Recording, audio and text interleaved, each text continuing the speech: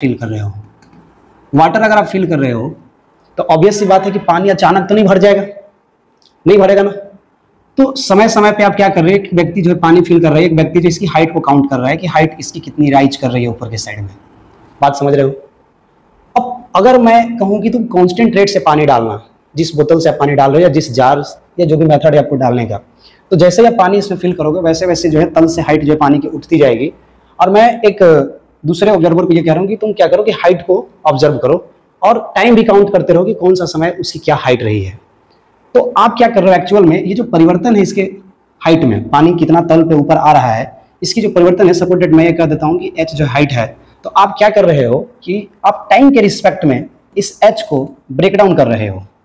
मतलब एक particular instant of time पे एच की वैल्यू कितनी है वो आप निकाल रहे हो कि फलाने टाइम पे एच की वैल्यू क्या थी, मतलब कितना हाइट पानी भर गया था, और दूसरे सेकंड पे कितना पानी भर गया था, तीसरे सेकंड पे कितना पानी भर गया था। इस तरीके से जब आप देख रहे हो, इसका मतलब आप ये कर रहे हो कि जो क्वांटिटी हाइट है, इस हाइट को आप डिफरेंशिएट कर रहे हो और कुछ नहीं कर रहे हो। थोड़ा दूसरे एग्जाम्पल से समझते हैं।